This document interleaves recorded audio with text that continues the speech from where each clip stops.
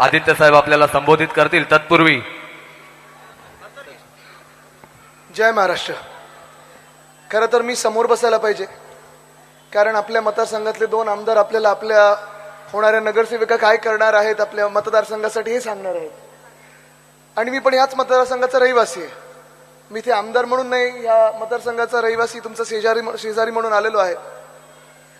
तरी देखील गंमत जरी 1 मिनिट बाजूला सोडली, आज इथे येऊन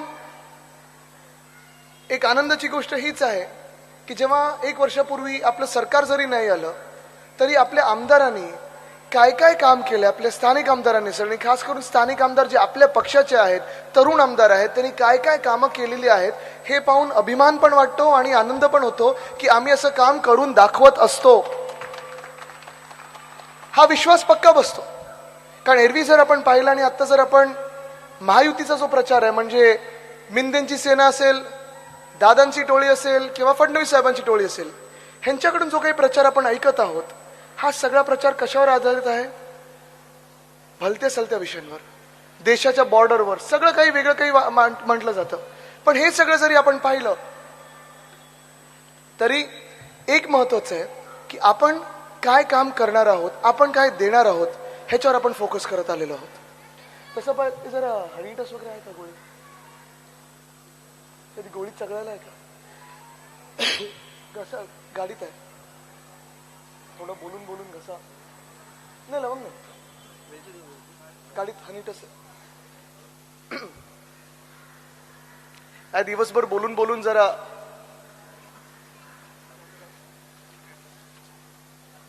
असो, होईल ते होईल, बघू. एक जे आपण हा विषय मांडत आलेलो आहोत, सातत्याने मांडत आलेलो आहोत की घरांचा प्रश्न, घरांचा प्रश्न, घरांचा प्रश्न. हाच घरांचा प्रश्न 2 मिनिटं थांबूच, मला वाटतं जरा.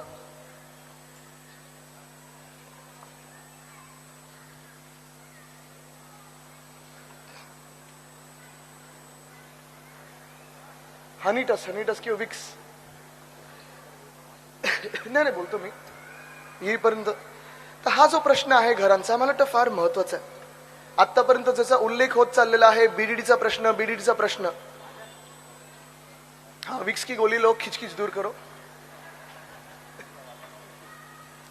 काय विक्सच आहे ना, तर भलतं काय जुबान केसरी नाही ना, तर असं करायला लागेल.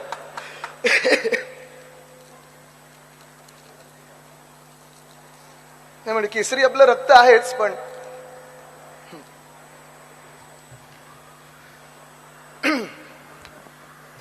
आज जे आपण आमदारांकडून काम ऐकलेलं आहे, ह्या पुढे जाऊन जो आपल्याला काही घरांचा प्रश्न सोडवायचा आहे, तो मला वाटतं फार महत्वाचा ठरतो.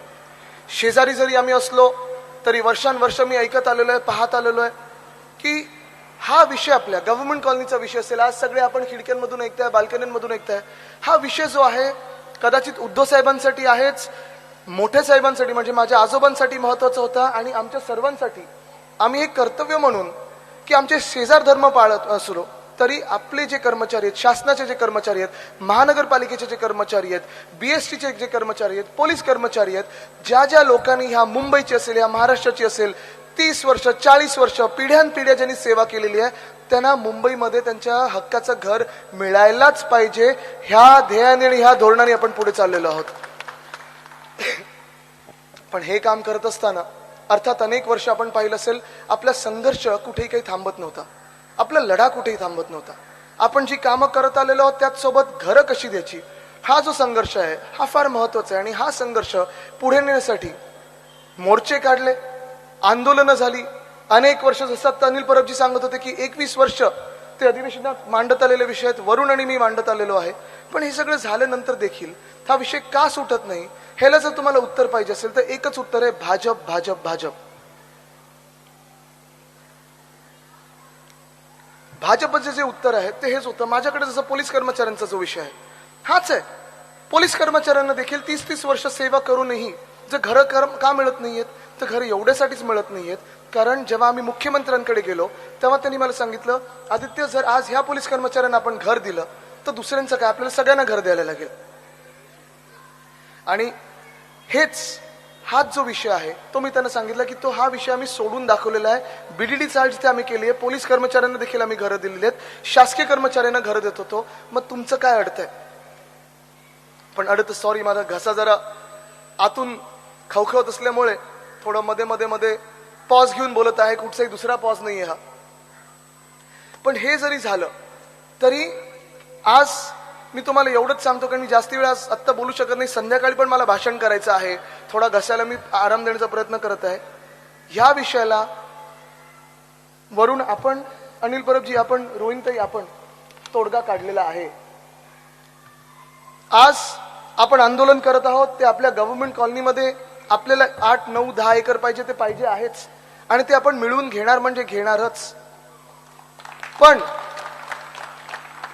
जरी मुख्यमंत्री आपल्याला बोलत असेल की आम्ही देणार नाही, बरं, आत्ता अनिल परबजींनी जो उल्लेख केला की आपण पण आपल्या शेवटच्या कॅबिनेटपर्यंत का थांबलो होतो, जसं आमच्याकडे बीडीडीचा प्रश्न होता, आम्ही पहिल्याच दिवशी मार्गी लावला होता. जे अनेक वर्ष, जवळपास 25 वर्ष जो प्रश्न सुटत नव्हता, तो आम्ही एका दिवसात कसा सोडवला, तर आम्हाला काम करून दाखवायचं होतं. आमची जिद्द होती, आमची ताकद होती, आमची हिंमत होती. पण ह्या मतदारसंघामध्ये वरुणच्या आधीचे जे आमदार होते त्यांच्याकडून असेल किंवा त्यांच्या पक्षाकडून असेल, सतत आम्हाला सांगायचं की जरा 1 महिना थांबा, आम्ही सगळ्यांना एकत्र आणतो, जरा 1 महिना थांबा, आम्ही सगळ्यांना आणतो, जरा 1 महिना थांबा, आम्ही सगळ्यांना आणतो. पण हे 1 महिना करत करत जे 1.5 वर्ष, 2 वर्ष निघून गेली, ते आमदार जे जबाबदार आहेत, आज त्यांना प्रश्न विचारला पाहिजे, तुम्ही ह्या एरियामध्ये जेव्हा फिरता तेव्हा तुम्ही आम्हाला सांगा, आम्हाला आमच्या हक्काची घरं तुम्ही का मिळवून दिली नाहीत? विषय एकच आहे, विषय सोपाच आहे. एवढंच होता की ज्या लोकांनी शासनाची सेवा केली, महाराष्ट्राची सेवा केली, मुंबईची सेवा केली आहे, त्या लोकांना तुम्ही त्यांची हक्काची घरं दिली पाहिजेत, परवडणाऱ्या दरात द्या किंवा मोफत द्या. पण आज मी तुम्हाला एवढंच सांगतोय की याच्यावर उत्तर आपण काढलेलं आहे, तोडगा आपण काढलेला आहे. आपला लढा इकडचा सुरू राहील, आपलं सरकार आल्यानंतर आपण हे मिळवून घेऊच. पण जर आमचा वचननामा पाहिला मुंबई महानगरपालिकेचा, त्याच्यात पहिलं वचन आमचं ह्या शासकीय कर्मचाऱ्यांसाठी आहे. मुंबई महानगरपालिकेचे स्वतःचे मुंबईच्या शहरामध्ये, म्हणजे शहर म्हणजे जेव्हा म्हणतो शहर आणि उपनगरामध्ये आपले स्वतःचे एस्टेट प्रॉपर्टीज आहेत.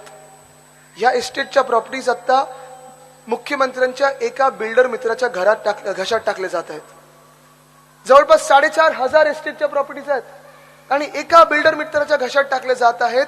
आपले महापौर बसल्यानंतर पहिला निर्णय हा होणार आहे की त्या सगळ्या एस्टेटच्या प्रॉपर्टीज त्या बिल्डरच्या हातातून परत घ्यायच्या आहेत आणि ह्या सगळ्या प्रॉपर्ट्यांवर 4,000 प्लॉट्सवर मुंबईमध्ये पहिलं आपण जे काम करू ते म्हणजे शासकीय कर्मचाऱ्यांसाठी, पोलीस कर्मचाऱ्यांसाठी, महानगरपालिकेच्या कर्मचाऱ्यांसाठी, बीएसटीच्या कर्मचाऱ्यांसाठी, फायर ब्रिगेडच्या कर्मचाऱ्यांसाठी, अर्थात ज्या ज्या लोकांनी मुंबईची आणि महाराष्ट्राची एवढी वर्ष सेवा केलेली आहे, या सर्व लोकांसाठी आपण परवडणारी घरं बांधून देऊ, हा आपण निर्णय घेतलेला आहे, हा आपण तोडगा काढलेला आहे. हे जेव्हा आपण म्हणतो तेव्हा हे आपण हवेत म्हणत नाहीये. हे काही ह्या सरकारसारखं करू, बघू, देऊ असं नाहीये. हे फुल अँड फायनल उत्तर आहे. हेच अर्थ आपण काढत आहोत की आर्थिक नियोजन करून जे काय आपल्याला बाकीचं नियोजन करायचं आहे ते सर्व करून आपण हा निर्णय घेतलेला आहे. आज मी तुम्हाला विचारत आहे, ह्या निर्णयाशी तुम्ही सहमत आहात की नाही? जे आपण करत आहोत, हो, आपण कटिबद्ध आहोत या शहराला, पण शहराची ज्यांनी सेवा केलेली आहे, शहराची ज्यांनी सुरक्षा ठेवलेली आहे, शहराला ज्यांनी दिवस रात्र मेहनत करून आतापर्यंत चालत ठेवलेलं आहे, त्या शासकीय कर्मचाऱ्यांचा जो विचार करायचा असेल तो एवढे वर्ष आपण करत आलो. गेल्या 1 वर्षामध्ये पण सरकार नसताना देखील वरुण सरदेसाईंनी जसं आपण पाहिलं, पाण्याचा विषय असेल, सिक्युरिटीचा विषय असेल, सगळे विषय जे मार्गी लावलेले आहेत, घरांचा जो विषय होता त्याचा शब्द आज मी तुम्हाला देत आहे, हा फुल अँड फायनल शब्द आहे. हा लढा इकडचा आपला चालू राहील. जेव्हापर्यंत आपले अधिकार आपण पूर्ण आपल्याला मिळवत नाही तोपर्यंत आपण करून घ्यायचं. ही देखील प्रॉपर्टी सोडायची नाही, ही आपलीच आहे, आपल्या शासकीय कर्मचाऱ्यांची आहे. हे 10 एकर आपल्याला मिळवायचे म्हणजे मिळवायचे आहेत. आवाज चढला की जरा आतून आदित्य कंट्रोल असं येतं. ते कुठच्या पिक्चर मध्ये ना, कंट्रोल, उदय कंट्रोल. पण तरी देखील मी काय इथे येऊन हे सांगत आहे, जरी घसा कुठच्याही परिस्थितीत असला तरी, कारण आजपर्यंत आम्ही हा लढा जवळून पाहिलेला आहे. गेले 21 वर्ष नाही तर मी स्वतः 10 वर्ष पाहत आहे. उद्धव साहेब जे कळकळीने सांगत असतात, मग फडणवीस साहेब मुख्यमंत्री असताना, स्वतः मुख्यमंत्री झाल्यानंतर बीडीडी मध्ये आम्ही काम करून दाखवलं होतं. बीडीडी मध्ये पण तिथे जे अनेक वर्ष लोक राहतात त्यांना आम्ही त्यांच्या हक्काची घरं दिली. पण त्याही पुढे जाऊन जो निर्णय भाजपा घेत नव्हता, पोलीस कर्मचारी जे 2011 पर्यंत राहतात, 3-3 पिढ्या राहतात, त्या पोलीस कर्मचाऱ्यांसाठी भाजपने निर्णय घेतला नव्हता. तो आपण निर्णय घेतला की त्याच बीडी चाळीमध्ये त्या पोलीस कर्मचाऱ्यांसाठी आपण त्यांच्या हक्काची घरं परवडणाऱ्या दरात केलेली आहेत. येऊन बघा तुम्ही, 10,000 परिवारांना तिथे आपण बीडीडी मध्ये 160 स्क्वेअर फुटामधून 500 स्क्वेअर फुटांची घरं दिलेली आहेत. पण आज जेव्हा आपलं सरकार पडलं तेव्हा आमचे शासकीय कर्मचारी जे सावली बिल्डिंग मध्ये राहतात, वरून जसं तुमच्याकडे इथे आहेत तसं आमच्याकडे पण विधानसभेत काम करणारे आहेत, मुख्यमंत्री कार्यालयात काम करणारी जी लोक आहेत, त्या सर्वांनी मागणी केली होती. जसं उद्धव साहेबांनी निर्णय घेतला होता पोलीस कर्मचाऱ्यांसाठी, तसं शासकीय कर्मचारी देखील बीडीडी मधले त्यांनी आम्ही करून घेतलेलं होतं. पण ह्या निर्लज्ज सरकारने, ह्या भाजपच्या सरकारने तो निर्णय स्थगित केला, रद्द केला आणि ज्या शासकीय कर्मचाऱ्यांना हक्काची घरं बीडीडी मध्ये मिळाली होती ती रद्द केली. हे दुर्दैव आहे. का भाजप आपल्या महाराष्ट्र विरुद्ध आहे? का भाजप आपल्या शासकीय कर्मचाऱ्यांच्या विरुद्ध आहे? का भाजप आपल्या महानगरपालिकेच्या कर्मचाऱ्यांच्या विरुद्ध आहे? काही कुठेही उत्तर मिळत नाहीये. पण आज मी तुम्हाला एवढंच सांगायला आलेलो आहे, इथून पुढे पण निघायचं, रोड शो पण आहे. माझं हे वचन, माझा हा शब्द आहे आणि मी पुन्हा एकदा सांगतो, अर्थात आता 500 स्क्वेअर फुटापर्यंत ज्यांची घर आहेत त्यांना प्रॉपर्टी टॅक्स माफ केला आहे. आपण 700 स्क्वेअर फुटापर्यंत करणार आहोत प्रॉपर्टी टॅक्स माफ. 100 युनिट पर्यंत 20 माफ करत आहोत. महिलांसाठी मोफत बसेस सुरू करत आहोत. 10,000 इलेक्ट्रिक बस परत आपण आणणार आहोत. पण हे सगळं करत असताना सगळ्यात महत्वाचा प्रश्न जो इकडचा आहे तो एकच आहे, तो म्हणजे घरांचा. आणि त्याच्यावर पण आपल्या पक्षाने तोडगा काढलेला आहे. शिवशक्ती युती जी आपली आहे म्हणजे शिवसेना, मनसे आणि राष्ट्रवादी काँग्रेस, आपण सांगितलेलं आहे की सर्व शासकीय कर्मचारी, पोलीस कर्मचारी, फायर ब्रिगेडचे असतील, महापालिकेचे असतील, ह्यांना सर्वांना परवडणारी घरं आपल्या बीएमसीच्या एस्टेट प्रॉपर्टीवर देणार आहोत. पण आज जर हे आपल्याला करायचं असेल तर आम्ही सगळं तर करत आहोत, वचनपूर्ती तर आम्ही करणार. तुमच्या सर्वांकडून एकच गोष्ट मला लागणार आहे. काय असेल ती गोष्ट?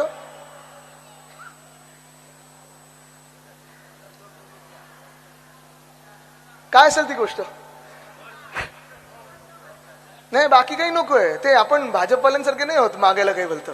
टेबलाच्या खाली काही नकोय. मतदान पाहिजे, तुमचं मत पाहिजे. मतदान किती तारखेला आहे? किती? मे, जून, जानेवारी ना, म्हणजे किती दिवसावर आले? मला माहिती आहे शासकीय कर्मचारी त्यांच्या ड्युट्यांवर असतील, पण एक मत तुमचं निर्णायक ठरणार आहे तुमच्या घरांसाठी. एक मत तुमचं निर्णायक ठरणार आहे तुमच्या आवाजासाठी. एक मत तुमचं ठरणार आहे निर्णायक रोहिणीताईंसाठी आणि तेच एक मत निर्णायक ठरणार आहे आपले ह्या वचनपूर्तीसाठी. पण हे एक मत देखील, एक मत म्हणजे एकच मत नाही, एकमताने आपल्याला मतदान झालं पाहिजे. पण एक मत जे मी सांगत आहे ते एक मत कुठच्या चिन्हाला आलं पाहिजे? कुठच्या चिन्हाला आलं पाहिजे? मशाल पक्की माहिती आहे ना, ठरवली आहे ना? ताई किती नंबरवर आहात तुम्ही? बघा, आपली 2 नंबरची कामच नसतात. रोहिणीताई, मला वाटतं तुमचा विजय पक्का आहे. बसा बसा, तुमचा विजय पक्का आहे. तुम्ही नगरसेवक म्हणून जिंकून येणारच आहात. इथे जसं मी आधी थोडी गंमत केली की मी आमदार नाही, मी इथे रहिवाशी म्हणून आलेलो आहे, पण निश्चितपणे मी आमदार पण आहे, मी पक्षाचा नेता पण आहे, मी कार्यकर्ता पण आहे. आणि तेवढीच बांधिलकी ह्या मतदारसंघाची माझी तुमच्यासारखीच आहे. मला वाटतं आपल्या सर्वांचं कर्तव्य राहील की रोहिणीताई आल्यानंतर, अर्थात गटर वॉटर मीटरची आपण कामं तर करूच, पण सगळ्यात पवित्र काम आपल्या मुंबईसाठी राहील ते म्हणजे आपला मराठी टक्का टिकवण्याचं जे काम आहे. आपला हा सगळा जो शासकीय कर्मचाऱ्यांचा पूर्ण जो एक मोठा वर्ग आहे, आतापर्यंत ठीक आहे ना, आपण जेव्हा जेव्हा त्यांच्याकडे जातो, आमदार म्हणून आम्ही जातो किंवा तुम्ही गव्हर्नमेंट कॉलनीमध्ये असाल किंवा गव्हर्नमेंट ऑफिसमध्ये असाल, कुठच्याही ऑफिसमध्ये जाल, आपली कामं करून देतात, आपल्याला मदत करत असतात. आपण आता कटिबद्ध राहिलं पाहिजे. आपण वचन त्यांना दिलं पाहिजे की होय, तुमचं मत आम्ही फुकट घालवणार नाही. तुम्ही ज्या विश्वासाने आम्हाला मतदान कराल त्याच विश्वासाने वचनपूर्ती करू. आणि तुम्हाला कळेल की हा आपल्या सरकारचा पहिला निर्णय हाच असेल की तुमच्या घरांचा विषय आम्ही मार्गी लावणार म्हणजे लावणारच. आज हा शब्द देतो आणि तुर्तास इथे थांबतो. धन्यवाद. जय हिंद, जय महाराष्ट्र, वंदे मातरम. धन्यवाद साहेब. शासकीय कर्मचारी आपले स्थानिक यांच्या वतीने आदित्य साहेब ठाकरे यांचा इथे